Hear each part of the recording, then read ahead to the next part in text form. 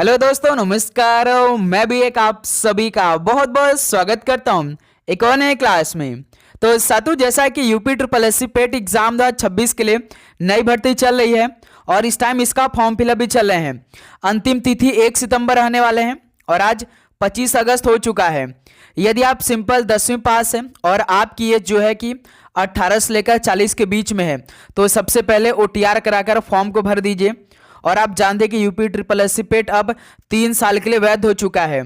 UP में जितनी भी ग्रेड सी की नौकरी आएगी इसी के तहत आने वाली है।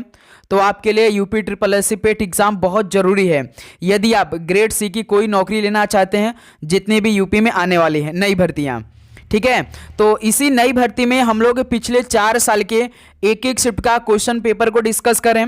तो साथों, आज के इस क्लास में हम लोग 2021 के एक शिफ्ट का क्वेश्चन पेपर को तैयार करेंगे। ठीक है, 2021 में केवल 2 ही शिफ्ट का पेपर हुआ था। तो आज की इस क्लास में हम लोग एक शिफ्ट का पेपर करेंगे और आज शाम को 6:30 बजे दूसरे के शिफ्ट का पूरा पेपर कंप्लीट करने वाले हैं। तो इस क्लास में साथियों कंप्लीट हम डिस्कस करेंगे जीके, हिंदी, मैथ, रीजनिंग और इंग्लिश। तो साथियों, यदि आप पहली बार UP triple S C PET exam देने वाले हैं या इससे पहले दे चुके हैं, तो सबसे पहले आपको ना प्रीवियस ईयर के जितने भी क्वेश्चन होंगे उसको तैयार करना होगा। यदि आप पिछले साल में जितने भी क्वेश्चन बने हैं GK, Hindi, math, reasoning, English के, यदि आप उसे तैयार कर लेते हैं तो मान के चलिए कि आप 60 to 70% तो यहीं से सवाल तैयार हो जाएगा भाई। 100% आपका मैथ, रीजनिंग और इंग्लिश तो यहीं से तैयार हो जाएगा। कुछ आपका जीके में बदला होगा, कुछ आपका हिंदी में बदला होगा, लेकिन सवाल का जो लेवल रहेगा, जो सवाल का पैटर्न रहेगा, सेम ही रहने वाले हैं। ठीक है, तो साथियों इस क्लास को आप पूरा देखिएगा बिना स्किप किए, क्योंकि आपको प्रीवियस ईयर का पूरा सवाल मालूम होना चाहिए कि किस तरह से UP triple S C PET exam में पूछे गए थे और 2026 में किस तरह के सवाल पूछेंगे। और आप जानते हैं कि 2026 का जो एग्जाम डेट है आपका लगभग क्लियर हो चुका है। 17 अक्टूबर से हो सकता है कि ये पेपर आपका शुरू हो जाए। यूपी भर्ती बोर्ड ने लगभग निर्धारित कर दिया है। ठीक है, तो यूपी ट्रिपल एस सी पेट का एग्जाम केवल 2 घंटे का होगा। इसी 2 घंटे में आप सभी को 100 सवाल मिलेंगे जो कि 100 नंबर के हल करने के लिए। ठीक है, और हर एक सवाल पे ध्यान रखिएगा 1/4 का नेगेटिव मार्किंग रहेगा। ऑफलाइन आपका पेपर होने वाले हैं। तो इस तरह से यूपी ट्रिपल एस सी पेट का एग्जाम होगा, जो कि साथियों हर एक सब्जेक्ट से 5-5 क्वेश्चन पूछा है। जैसे कि आपका जीके में जितने भी पोर्शन है उनमें से 5-5 क्वेश्चन आते हैं, हिंदी से 10 नंबर के आते हैं, DI से 10 नंबर के आते हैं, इंग्लिश के 5 सवाल आते हैं 5 नंबर के, रीजनिंग के 5 सवाल 5 नंबर के आते हैं। तो इस तरह से पूरा सवाल बनते हैं। तो इस क्लास को आप बिना स्किप किए सारे सवाल को देख लेते हैं ना, तो आपको क्लियर हो जाएगा। ठीक है, और ध्यान रखिएगा हर एक सवाल पे 1/4 का नेगेटिव मार्किंग रहेगा ना, तो इसी की तरह आपको स्कोर भी करना है। लास्ट में स्कोर पूछेंगे, बीच बीच में सवाल होमवर्क भी देते रहेंगे, उसको नोट डाउन आप करते चलिएगा। काफी अच्छे से हम लोग एक एक सवाल को डिस्कस करेंगे इस क्लास में। ठीक है, तो चलिए क्लास को शुरू करते हैं। आज का पहला प्रश्न का उत्तर करिए। निम्न में से कौन से संत छत्रपति शिवाजी के समकालीन थे? उत्तर करिए, कौन से संत छत्रपति शिवाजी के समकालीन थे? तो भाई तुकाराम थे। तो ऑप्शन इस सवाल का बिल्कुल राइट आंसर होंगे। नेक्स्ट अगला सवाल को हल करिएगा, क्वेश्चन नंबर 2 को। चरक संहिता किससे संबंधित है? उत्तर करिए, राजनीति से, चिकित्सा से, वास्तुकला से या गणित से? चरक संहिता किससे संबंधित है? तो ये चिकित्सा से संबंधित है। ऑप्शन भी सवाल का राइट आंसर होंगे। नेक्स्ट अगला सवाल को हल करिएगा, क्वेश्चन नंबर 3 को। भारत में पंचायती राज व्यवस्था इसके अंतर्गत रखी गई है, यानी कि भारत में जो पंचायती राज व्यवस्था है किसके अंतर्गत रखी गई है? तो भाई राजनीति के निदेशक तत्व के अंतर्गत रखी गई है। सी ऑप्शन बिल्कुल राइट आंसर होंगे। नेक्स्ट अगला सवाल को हल करिएगा, क्वेश्चन नंबर 4 का राइट आंसर क्या बनेंगे? निम्न में से कौन सा युग्म सही नहीं है? तो इनमें से कौन सा युग्म सही नहीं है? जैसे कि 261 ईसा पूर्व में कलिंग युद्ध हुआ था, बिल्कुल ठीक है ये तो। 78 ईसा पूर्व में शक संवत की शुरुआत हुई थी, यह भी बिल्कुल परफेक्ट है। 622 ईसा पूर्व में भाई मुस्लिम युग की शुरुआत हुई थी, यह भी आपका बिल्कुल सही है। 1709 ईस्वी में औरंगजेब की मृत्यु हुई थी? नहीं भाई, 3 मार्च 1707 को भाई औरंगजेब की मृत्यु हुई थी, 1709 में नहीं हुई थी। तो यही क्या है आपका युग में सही नहीं है। तो डी ऑप्शन बिल्कुल राइट आंसर होंगे। ध्यान रखिएगा लास्ट में स्कोर पूछेंगे, 0.25 नेगेटिव मार्किंग के साथ अपना स्कोर करिएगा सभी स्टूडेंट। ठीक है, क्वेश्चन नंबर 5 को देखिए। बंगाल के पहले गवर्नर जनरल कौन थे? तो देख सकते हैं इस तरह के सवाल पूछे गए थे और इस बार भी इसी तरह सवाल आने वाले हैं। बंगाल के पहले गवर्नर जनरल कौन थे? तो लॉर्ड वारेन हेस्टिंग थे। बी ऑप्शन बिल्कुल राइट आंसर होंगे। नेक्स्ट अगला सॉल्व कॉल करिएगा, क्वेश्चन नंबर 6 का राइट आंसर क्या बनेंगे? भारत के संविधान में सार्वजनिक स्वास्थ्य एवं स्वच्छता ये विषय यानी किस सूची में है? भारत के संविधान में जो सार्वजनिक स्वास्थ्य एवं स्वच्छता विषय है ये किस सूची में रखे गए हैं? तो भाई ये राज्य सूची में है। ऑप्शन इस सवाल का बिल्कुल राइट आंसर हो जाएंगे। ध्यान रखिएगा, पेट का एग्जाम में जो सवाल आते हैं मिक्स सवाल आते हैं, कहीं आपको जीके का सवाल मिल जाएगा तो कहीं हिंदी का, कहीं मैथ का तो कहीं इंग्लिश का, कहीं रीजनिंग का, इस तरह से पेपर होता है। ठीक है, क्वेश्चन नंबर 7 देखिए, यदि आरबीआई नगद आरक्षित अनुपात को घटा दे तो साख सृजन पर क्या प्रभाव पड़ेगा? बनाइए, यदि आरबीआई नगद आरक्षित अनुपात को घटा दे तो साख सृजन पर क्या प्रभाव पड़ेगा? तो ध्यान रखिएगा ये बढ़ जाएगी, सिंपल सा है। तो सी ऑप्शन बिल्कुल राइट आंसर होंगे। नेक्स्ट अगला सॉल्व कॉल करिएगा, क्वेश्चन नंबर 8 को, 100 रुपए का नोट किसके द्वारा हस्ताक्षरित होता है? 100 रुपए का जो नोट होता है वो किसके द्वारा हस्ताक्षरित होता है? तो भाई आरबीआई जो गवर्नर होते हैं इनके द्वारा हस्ताक्षरित होता है 100 रुपए का नोट। ऑप्शन है बिल्कुल राइट आंसर होंगे। नेक्स्ट अगला सॉल्व कॉल करिएगा, क्वेश्चन नंबर 9 को, गागर में सागर भरना मुहावरे का अर्थ लिखिए, बनाइए साथियों। हिंदी का सवाल है भाई, गागर में सागर भरना है, इस मुहावरे का अर्थ क्या होगा? तो थोड़े में बहुत कहना। तो बी ऑप्शन बिल्कुल राइट आंसर होंगे। ठीक है, चलिए नेक्स्ट अगला सवाल को देखिएगा, क्वेश्चन नंबर 10 को, दर्प का पर्यायवाची कौन सा है? पर्यायवाची शब्द जानते हैं ना, बिल्कुल उसके समान वाला शब्द आपको बताना होता है। तो दर्प का पर्यायवाची में से कौन सा होगा? तो ध्यान रखिएगा अहंकार होगा। तो इस सवाल का बी ऑप्शन हमारा बिल्कुल राइट आंसर होंगे। और जितने भी स्टूडेंट पहली बार एग्जाम देने आ रहे हैं तो भाई आप चैनल पे नए हैं तो चैनल को सब्सक्राइब करके नोटिफिकेशन को ऑन करिएगा। टारगेट है कि इस सीरीज में लगभग हमें 10,000 भाइयों को ऐड करना है। तब साथियों आज जैसे आपकी लाइव क्लास स्टार्ट हो जाएगी, 50 क्वेश्चन का प्रैक्टिस सेट हम आज से शुरू करें, वो भी लाइव है। तो इसलिए भाई चैनल को जितना हो सके सब्सक्राइब करके नोटिफिकेशन को आप लोग ऑन करेंगे। अपनी तैयारी हम लोग साथ में करने वाले, जबरदस्त तरीके से एक एक क्वेश्चन का प्रैक्टिस करने वाले हैं। ठीक है, तो इसलिए भाई चैनल को आप सब्सक्राइब करके नोटिफिकेशन को ऑन करिएगा। मेन आपका नोटिफिकेशन ऑन रहे कि क्लास अपलोड हो या क्लास लाइव हो, तो सबसे पहला नोटिफिकेशन आप सभी के पास पहुंचे। जितना हो सके अपने दोस्तों भाई क्लास को शेयर भी करिएगा। ठीक है, क्वेश्चन नंबर 11 देखिए, मन को हरने वाला वाक्य के लिए नीचे दिए गया विकल्प में से एक शब्द चुनिए। मन को हरने वाला, इसके लिए एक शब्द क्या बनेगा? तो याद रखिए भाई मनोहर। तो बी ऑप्शन बिल्कुल राइट आंसर होंगे। चलिए क्वेश्चन नंबर 12 को सॉल्व करिए। शुद्ध वर्तनी का चयन कीजिए। देखिए एक सवाल आपका उपसर्ग से आएगा, एक सवाल आपका प्रत्यय से आएगा, एक सवाल आपका विलोम शब्द से आएगा, एक सवाल आपका साथियों पर्यायवाची से आएगा, एक सवाल आपका शुद्ध वर्तनी से। 5 सवाल हो गए, 5 नंबर के आते हैं। तो शुद्ध वर्तनी का चयन करिए। महत्वाकांक्षी कैसा हम लोग लिखते हैं? महत्वाकांक्षा नहीं है भाई, महत्व ये भी गलत है, महत्वाकांक्षा। सी ऑप्शन जो बनेगा आपका ना बिल्कुल परफेक्टली ऑप्शन सही है। क्लियर, ध्यान रखिएगा। नेक्स्ट क्वेश्चन नंबर 13 को हल करिएगा। कितने भारतीय राज्य नेपाल से सीमा साझा करते हैं?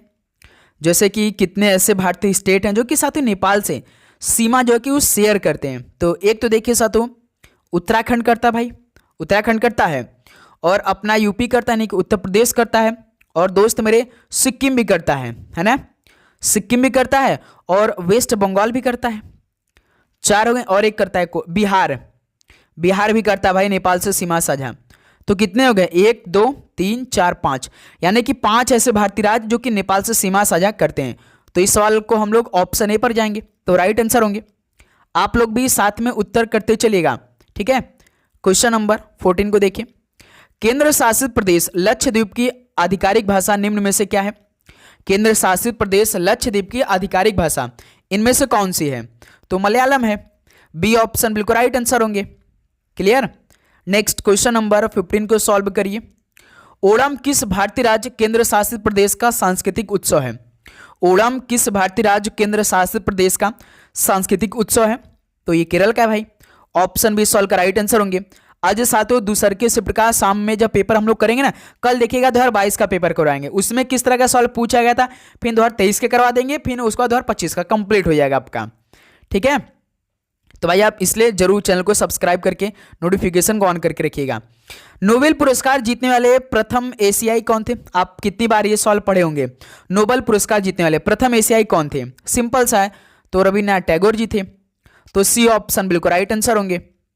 अगला सवाल को देखिए, क्वेश्चन नंबर 17 को, निम्नलिखित में से कौन सा ग्रह सूर्य के सबसे नजदीक है? बताइए साथियों, इस सवाल का राइट आंसर क्या बनेंगे? कौन सा ग्रह सूर्य के सबसे नजदीक पर है? तो बुध है। डी ऑप्शन बिल्कुल राइट आंसर हो जाएंगे। ओके, चलिए अगला सवाल कॉल करिएगा, क्वेश्चन नंबर 18 को, निम्न में से किस स्थान पर अजंता एलोरा की गुफाएं स्थित है? किस स्थान पर अजंता एलोरा की गुफाएं स्थित है? तो दोस्त मेरे याद है कि औरंगाबाद में स्थित है। तो सी ऑप्शन बिल्कुल राइट आंसर होंगे। नेक्स्ट अगला सवाल को देखिए, क्वेश्चन नंबर 19 को, इनमें से कौन सा देश सार्क का सदस्य नहीं है? भाई इनमें से ऐसा कौन सा देश है जो कि सार्क का सदस्य देश नहीं है? नेपाल तो है, बांग्लादेश भी है, अफगानिस्तान भी है, लेकिन म्यांमार देश नहीं है भाई सार्क का सदस्य। तो डी ऑप्शन बिल्कुल राइट आंसर होंगे। चलिए एक सवाल का उत्तर आप करिए कि जो सार्क का हेडक्वार्टर है वो कहां पर स्थित है? बताइए साथियों सभी स्टूडेंट, यानी कि सार्क का मुख्यालय कहां पर स्थित है? कमेंट बॉक्स में बताइए। ठीक है, नेक्स्ट क्वेश्चन नंबर 20 को सॉल्व करिए। हिंदी दिवस कब मनाया जाता है? दोस्त मेरे देखिए, ये पेपर हुआ था 2021 में अगस्त के महीने में, और ये भाई हिंदी दिवस कब आता है? सितंबर के महीने में आता है। कौन से डेट को? 14 सितंबर को। तो ऑप्शन बिल्कुल राइट आंसर होंगे। ओके, नेक्स्ट क्वेश्चन नंबर 21 को देखिए, भारत के संविधान के अनुसार लोकसभा के सदस्यों की अधिकतम संख्या क्या है? भारत के संविधान के अनुसार लोकसभा के सदस्यों की अधिकतम संख्या कितनी होती है? तो सर जी 550 होती है। तो सी ऑप्शन बिल्कुल राइट आंसर होंगे। अगला सवाल को हल करिएगा, क्वेश्चन नंबर 22 का राइट आंसर क्या बनेंगे? निम्न में से कोस्टा रिका की राजधानी कौन सी है? भाई कैपिटल का 1 से 2 सवाल पक्का आपके पेपर में आएगा। कोस्टा रिका की राजधानी कौन सी है? तो सर जी सान जोस होती है। तो बी ऑप्शन को हम लॉक करेंगे। नेक्स्ट क्वेश्चन नंबर 23 को सॉल्व करिए। उस शब्द का चयन कीजिए जो समूह के अन्य शब्दों से मेल नहीं रखता है। ऑप्शन देखिए और बताइए कि वो कौन सा शब्द है जो कि इन समूह के अन्य शब्दों से मेल नहीं रखता है। जैसे दही है, मक्खन है, तेल है, पनीर है। दोस्त मेरे यदि आप ध्यान से देखिए तो दही जो है, मक्खन है, पनीर है, ये दूध से बनने वाली सामग्री है, लेकिन तेल तो बिल्कुल अलग हो रहा है ना। तो यही साथियों इन शब्दों से मेल नहीं रख रहा है तेल। तो यही हमारा ऑप्शन भी राइट आंसर हो जाएंगे। ठीक है, नेक्स्ट अगला सवाल को देखिए, क्वेश्चन नंबर 24 का राइट आंसर क्या बनेंगे? दिए गए विकल्पों में से संबंधित शब्द का चयन कीजिए। यानी कि पक्षी विज्ञान का संबंध पक्षी से है, तो नृविज्ञान का संबंध किससे होगा? बनाइए साथियों, ये रीजनिंग का सवाल है भाई। पक्षी विज्ञान का संबंध पक्षी से है, तो नृविज्ञान का संबंध किससे होगा? जैसे कि पक्षी विज्ञान में जैसे पक्षी से रिलेटेड हम लोग अध्ययन करते हैं भाई पक्षी विज्ञान में, तो नृविज्ञान में किसका होता है? मानव का होता है। तो सी ऑप्शन हमारा राइट आंसर होंगे। ठीक है भाई, अपना स्कोर आप लोग गिनती करते चलिएगा। जैसे इंग्लिश का क्वेश्चन देखिए 25 number, give antonym for the following. Antonym मतलब जानते हैं? विलोम शब्द। ट्रांसपेरेंट, ट्रांसपेरेंट का मतलब क्या होता है? जो पारदर्शी होता है, यानी कि बिल्कुल साफ साफ दिख जाता है। तो इसका उल्टा क्या होगा? ओपेक होगा। ओपेक का मतलब क्या होता है? अस्पष्ट, यानी कि अपारदर्शी हम लोग बोलते हैं। तो ट्रांसपेरेंट का एंटोनिम क्या होगा? ओपेक होगा। सी ऑप्शन राइट आंसर होंगे। ध्यान रखिएगा, इंग्लिश तो बहुत आपका स्कोरिंग पार्ट होगा, 5 सवाल 5 नंबर के, इसको नजरअंदाज आपको नहीं करना है। ठीक है, बस प्रैक्टिस कर लेना है भाई। क्वेश्चन करवाएंगे उसको अच्छे से तैयार करिएगा। क्वेश्चन नंबर 26 देखिए एक एंटोनिम पूछ दिया, दूसरा का सिनोनिम्स, ये पर्यायवाची होता है। Give a synonyms for the following. बताइए साथियों फेमस का पर्यायवाची। पर्यायवाची मतलब हमने आपको बताया कि उसके समानार्थी शब्द बताना होता है। फेमस मतलब हम प्रसिद्ध होते हैं, तो प्रसिद्ध कैसे होगा? पॉपुलर रहेंगे तभी ना। तो फेमस का क्या होगा? सिनोनिम्स। पॉपुलर होगा, तो सी ऑप्शन राइट आंसर होंगे। नेक्स्ट अगला सवाल को देखिए, क्वेश्चन नंबर 27 का राइट आंसर क्या बनेंगे? टीवी सेट का मूल्य 30% घटाने पर उसकी बिक्री 20% बढ़ गए, तो दुकानदार की आय पर उसका क्या प्रभाव पड़ा? दोस्त मेरे, जब आप अपने पेपर में बैठेंगे तो इस सवाल को कैसे हल करेंगे? टीवी सेट का मूल्य 30% घटाने पर उसकी बिक्री 20% बढ़ गई भाई, तो दुकानदार की आय पर उसका क्या प्रभाव पड़ा? भाई आप यदि बेसिक से सॉल्व करेंगे तो मान लीजिए टीवी का शुरुआती मूल्य आप 100 रुपये रखेंगे, तो उसका शुरुआती बिक्री 100 रुपये रखेंगे, तो उसका शुरुआती कुल आय आप 100 इंटू 100 करेंगे 10,000 के बराबर होगा। उस पे से 30% घटाएंगे, नया मूल्य निकालेंगे। तो इससे बढ़िया है कि रेशियो मेथड अप्लाई करें। जो भी 2% दे तो हमेशा याद रखिए रेशियो मेथड अप्लाई करना है। जैसे कि 30% घटाने पर कोई सामान है 100% रहा होगा, 30% आपने घटा दिया तो अब कितने का होगा भाई, वो 70 रुपए का होगा। फिर भाई 20% बढ़ गई, कोई सामान है भाई 100 रुपए का, 20% बढ़ा दे रहे हैं तो वो कितनी हो गई, 120 रुपए का। अब इसको क्रॉस मल्टीप्लाई कर सकते हैं, छोटा कर सकते हैं कि नहीं। 20 पंजे 100, 20 छक्का 120, ठीक है। अब साथियों आप 5 से काटेंगे तो 5 से 100 को कटवाएंगे तो 20 बार में कटेगा, 20 पंजे 100, 70 को 14 25 70 होगा, ठीक है। अब देखिए साथियों, अब सीधे सीधे मल्टीप्लाई कर दी, और छोटा करना चाहते हो आप छोटा कर सकते हैं, 2 से कट जाएगा भाई, 2 दहा में 20 और 2 से 14, इसको अभी रहने दीजिए। देखिए सीधे सीधे मल्टीप्लाई करेंगे तो 20 पंजे 100 इधर हो जाएगा, और इधर 14 छः 84 हो जाएगा। यानी कि साथियों दुकानदार पर क्या प्रभाव पड़ेगा, दुकानदार की आय पर, तो 100 से 84 हो गया, यानी कि 16% क्या हो रहा है इसमें भाई, घट रहा है ना। कोई सामान 100 रुपए का हम ले रहे हैं, 84 का हो रहा है, तो कितने का हो रहा है भाई, 16% घट रहा है ना। तो कौन सा ऑप्शन होगा, सी ऑप्शन होगा। 16% क्या घटेगी भाई, बढ़ेगी नहीं, 16% घटेगी। तो 1 सेकंड भाई, डी ऑप्शन है, डी ऑप्शन आपका राइट आंसर हो जाएंगे। क्यों बताइए भाई, 100% से 84 हो जा रहा है, यानी कि कोई सामान 100 रुपए का आपसे 84 रुपए बेच रहे हैं, तो 16% आपको घाटा ही लग रहा है ना। तो इस तरह से डी ऑप्शन हमारा बिल्कुल राइट आंसर हो जाएंगे, ठीक है। तो हमेशा याद रखिए यही मेथड आपको अप्लाई करना अपने पेपर में, जब भी 2% का सवाल पूछे तो, ठीक है मेरे दोस्त। चलिए नेक्स्ट अगला सॉल्व कल करेगा, क्वेश्चन नंबर 28 का राइट आंसर क्या बनेंगे। एकल का विलोम शब्द क्या होगा भाई, एकल का विलोम शब्द बनाइए तो बहुल होगा। ऑप्शन इस सॉल्व का बिल्कुल राइट आंसर होंगे। नेक्स्ट अगला सॉल्व कॉल करिए क्वेश्चन नंबर 29 को। संतरे में कौन सा विटामिन प्रचुर मात्रा में होता है, संतरे में कौन सा विटामिन प्रचुर मात्रा में होता है। तो सर जी विटामिन सी, खट्टे चीज में कौन सा विटामिन होता है, विटामिन सी ना। ऑप्शन इस सॉल्व का राइट आंसर होंगे। नेक्स्ट अगला सॉल्व को देखिए, क्वेश्चन नंबर 30 का राइट आंसर क्या बनेंगे। 18 कैरेट सोने में खरे सोने का प्रतिशत कितना होगा, बनाइए साथियों, इस सवाल का उत्तर करिए। 18 कैरेट सोने में खरे सोने का प्रतिशत कितना होता है, तो ध्यान रखिए भाई पूरे 75% होता है 18 कैरेट सोने में, ठीक है। तो बी ऑप्शन इस सवाल का राइट आंसर होंगे। नेक्स्ट अगला सवाल कॉल करिएगा, क्वेश्चन नंबर 31 को। ठोस चालक में विद्युत धारा वाहक कैसे होते हैं भाई, ठोस चालक में विद्युत धारा वाहक जो होते हैं वो किस प्रकार के होते हैं, तो मुक्त इलेक्ट्रॉन होते हैं। सी ऑप्शन बिल्कुल राइट आंसर हो जाएंगे। नेक्स्ट अगला सवाल कॉल करिएगा, क्वेश्चन नंबर 32 का राइट आंसर क्या होंगे। भारतीय संविधान के किस अनुच्छेद में अल्पसंख्यकों के हित निहित है, यानी कि भारतीय संविधान के किस अनुच्छेद में यह वर्णन है कि अल्पसंख्यक के हित निहित है। तो दोस्त मेरे यह अनुच्छेद 29 में वर्णन किया गया है। सी ऑप्शन बिल्कुल राइट आंसर हो जाएंगे। अगला सवाल कॉल करिएगा, क्वेश्चन नंबर 33 को। निम्न में से किसने संविधान सभा में उद्देश्य प्रस्ताव को प्रस्तुत किया था, ये इंपॉर्टेंट सवाल बनेंगे। इस बार भी ये सवाल पूछा जा सकता है कि किसने संविधान सभा में उद्देश्य प्रस्ताव को प्रस्तुत किया था, वो कौन थे, तो जवाहरलाल नेहरू जी थे। ऑप्शन इस सवाल का बिल्कुल राइट आंसर हो जाएंगे। ओके, अगला सवाल कॉल करिए, क्वेश्चन नंबर 34 को। शिक्षा का अधिकार एक मौलिक अधिकार है जो कि संबंधित है किस अनुच्छेद से, शिक्षा का अधिकार एक मौलिक अधिकार है जो कि साथ ही संबंधित है अनुच्छेद 21A से। तो ऑप्शन इस सवाल का बिल्कुल राइट आंसर हो जाएंगे। नेक्स्ट अगला सवाल कॉल करिए, क्वेश्चन नंबर 35 का राइट आंसर क्या बनेंगे। निम्नलिखित में से कौन सी हिमालय नदी तंत्र की नदियां हैं, 4 दिया गया भाई, इनमें से बताइए कि ऐसी कौन सी हिमालय नदी जो कि तंत्र की नदियां हैं। इंपॉर्टेंट सवाल है, बहुत जरूरी ये सवाल है भाई, ध्यान रखिएगा। एक तो देखिए भाई गंगा है, तो गंगा दूसरे के नंबर पे है।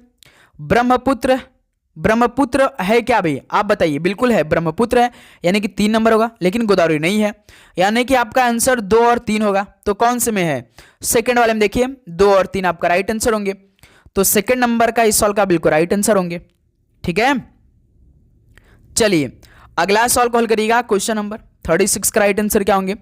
काजीरंगा राष्ट्रीय उद्यान कहां पर स्थित है, यानी किस राज्य में स्थित है काजीरंगा राष्ट्रीय उद्यान। ऐसे ऐसे तो सवाल पूछे गए थे भाई, तो असम राज्य में स्थित है। बी ऑप्शन बिल्कुल राइट आंसर होंगे।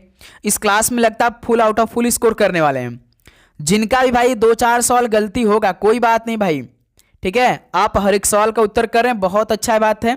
इससे क्या होगा कि आपके अंदर एक अलग लेवल का कॉन्फिडेंट आएगा, आपको हर एक सवाल का उत्तर तैयार होगा भाई, ठीक है, ध्यान रखिएगा, ठीक है। तो आप हर एक सवाल का उत्तर करिएगा। राजस्थान में खेतड़ी परियोजना किसके उत्पादन के लिए प्रसिद्ध है? राजस्थान में खेतड़ी परियोजना किसके उत्पादन के लिए प्रसिद्ध है? तो याद रखिए साधु तांबा के लिए भाई प्रसिद्ध है, तो सी ऑप्शन राइट आंसर होंगे। नेक्स्ट अगला सॉल्व कॉल करिए क्वेश्चन नंबर 38 को। वसंत विश्व कब होता है? वसंत जो विश्व होता है वो कब होता है? तो ध्यान रखिएगा 21 मार्च को होता है। ऑप्शन इस सॉल्व का बिल्कुल राइट आंसर होंगे। नेक्स्ट अगला सॉल्व को देखिए क्वेश्चन नंबर 39 को। सलाल हाइड्रो इलेक्ट्रिक परियोजना किस नदी पर स्थित है? सलाल हाइड्रो इलेक्ट्रिक परियोजना किस नदी पर स्थित है? तो दोस्त मेरे याद रखिए चेनाब नदी पर स्थित है, तो सी ऑप्शन बिल्कुल राइट आंसर होंगे।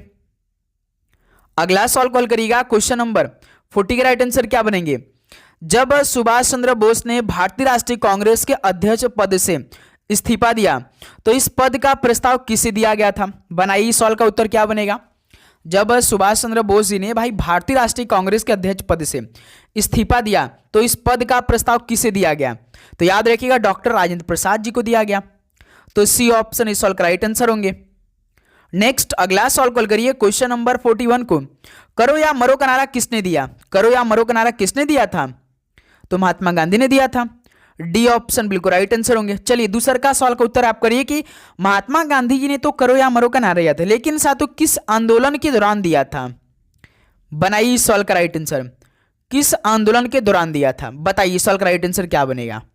सभी स्टूडेंट बताएंगे, ठीक है। क्वेश्चन नंबर 42 को देखिए। सन 1915-16 में किसके नेतृत्व में दो होम रूल लीग शुरू हुई थी? सन 1915-16 में किसके नेतृत्व में दो होम रूल लीग शुरू हुई थी? तो एनी बेसेंट और लोकमान्य तिलक के नेतृत्व में। ऑप्शन इस सवाल का बिल्कुल परफेक्टली आंसर होंगे, ठीक है। चलिए क्वेश्चन नंबर 43 को सॉल्व करिए भाई। इनमें से किसे भारत के ग्रांड ओल्ड मैन के नाम से जाना जाता है? किसे भारत के ग्रांड ओल्ड मैन के नाम से जानते हैं आप लोग? तो दादा भाई नौरोजी को। ऑप्शन इस सॉल्व का बिल्कुल राइट आंसर होंगे। क्लियर? चलिए क्वेश्चन नंबर 44 को सॉल्व करिए भाई। काकोरी कांड किस वर्ष हुआ था? काकोरी कांड किस वर्ष हुआ था? तो 1925 में हुआ था, सी ऑप्शन बिल्कुल राइट आंसर होंगे। नेक्स्ट क्वेश्चन नंबर 45 को सॉल्व करिए। निम्नलिखित में से कौन सी नदी उत्तर प्रदेश में गंगा की प्रमुख सहायक नदी है? भाई याद रखिएगा यूपी जीके स्पेशल आपके पेपर में सवाल आएगा। कौन सी नदी उत्तर प्रदेश में गंगा की प्रमुख सहायक नदी है? तो वो तो यमुना नदी है भाई, सी ऑप्शन राइट आंसर होंगे। नेक्स्ट क्वेश्चन नंबर 46 को सॉल्व करिए। तो लोकसभा के अध्यक्ष को हटाने का प्रस्ताव किसके द्वारा पारित किया जाता है? लोकसभा के अध्यक्ष को हटाने का प्रस्ताव किसके द्वारा पारित किया जाता है? तो याद रखिए साथों लोकसभा के, तो भाई सी ऑप्शन बिल्कुल राइट आंसर होंगे। अगला सवाल को देखिए क्वेश्चन नंबर 47 का राइट आंसर क्या बनेंगे? असहयोग आंदोलन को महात्मा गांधी ने किस घटना के बाद वापस लिया था? बताइए भाई, असहयोग आंदोलन को भाई महात्मा गांधी जी ने किस घटना के बाद वापस ले लिया था? आप सभी को मालूम होना चाहिए, चौरी चौरा घटना के बाद। तो इस सवाल का बी ऑप्शन बिल्कुल राइट आंसर होंगे। क्लियर? ध्यान रखिएगा। अगला सवाल को हल करिए क्वेश्चन नंबर 48 का राइट आंसर क्या होंगे? पंचशील समझौता मुख्यतः भारत और किस देश के बीच संबंधों से संबंधित था?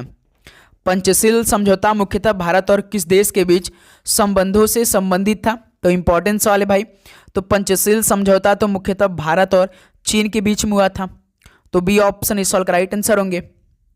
नेक्स्ट अगला सवाल को देखिए क्वेश्चन नंबर 49 का राइट आंसर क्या होंगे?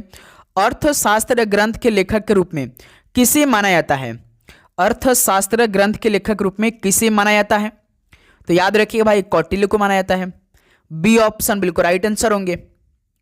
अगला सवाल को देखिएगा क्वेश्चन नंबर 50 और आज की इस क्लास का आखिरी सवाल होने वाला है, ठीक है। भारतीय संविधान का कौन सा अनुच्छेद राष्ट्रपति को अध्यादेश जारी करने की शक्ति देता है? भारतीय संविधान का कौन सा अनुच्छेद राष्ट्रपति को अध्यादेश जारी करने की शक्ति देता है? तो याद रखिए भाई ये अनुच्छेद 123 में वर्णन किया गया है, तो बी ऑप्शन इस सवाल का राइट आंसर होंगे। तो साथियों 2021 के पहले शिफ्ट का देखिए, ये जो भाई सबसे इंपॉर्टेंट 50 क्वेश्चन लगा ना वो मैंने कराया, नहीं तो भाई इससे बहुत इजी सवाल पूछे गए थे उनसे कोई मतलब नहीं था। तो ये हमने 50 क्वेश्चन कराया। बताइए साथियों आप सभी का 50 क्वेश्चन में से लगभग कितना स्कोर बना। और जो आज 2021 का दूसरे की शिफ्ट का पूरा पेपर कराएंगे ना, उसमें सब सॉल्व कराएंगे, तो चेक करिएगा उसमें कितना स्कोर बनता है। पहले इसमें बताइए कि 0.25 नेगेटिव मार्किंग के साथ आप सभी का स्कोर कितना बना। तो उम्मीद करूंगा साथियों आप लोगों ने हर एक सवाल का उत्तर तो जरूर तैयार कर लिया होगा। यदि टेलीग्राम पे इसका क्यूज करेंगे तो आप जरूर स्कोर बताएंगे, ठीक है, हर एक सवाल का। तो डिस्क्रिप्शन बॉक्स में अपना टेलीग्राम लिंक दिया गया, शाम में जीके क्यूज होगा अच्छी तरीके से, उसमें अलग से ग्रुप बनेगा। अपनी तैयारी बहुत ही शानदार तरीके से उसमें होने वाली है। सभी स्टूडेंट टेलीग्राम ज्वाइन कर लेंगे भाई, डिस्क्रिप्शन बॉक्स में लिंक दिया गया है। चैनल को आप सब्सक्राइब करके पहले नोटिफिकेशन को ऑन करिएगा सभी स्टूडेंट, और अपने दोस्तों में इस क्लास को भी अधिक से अधिक शेयर कीजिएगा भाई, हाइप जरूर दिया कीजिए, ठीक है, हौसला बनता है भाई, क्योंकि आपका एक लाइक और एक सब्सक्राइब हमें मोटिवेट करता है कि दिन रात मेहनत हो रही है आपके लिए केवल, ठीक है। तो सभी को भाई एग्जाम के लिए best of luck, God bless you. और कोई भी डाउट आपके मन में है UP triple S C PET exam 2026 को लेकर, तो जरूर कमेंट बॉक्स में पूछिएगा, क्योंकि हर एक कमेंट का हम भाई जवाब जरूर देते हैं, हर एक क्लास का कमेंट चेक होता है, ठीक है। तो जरूर साथियों आप जो भी आपके मन में डाउट है तो जरूर हमारे साथ शेयर करिएगा, ओके। तो सभी को all the very best, God bless you. मिलते हैं साथियों शाम में एक और नए क्लास के साथ, तब तक के लिए all the very best, God bless you, जय हिंद, वंदे मातरम।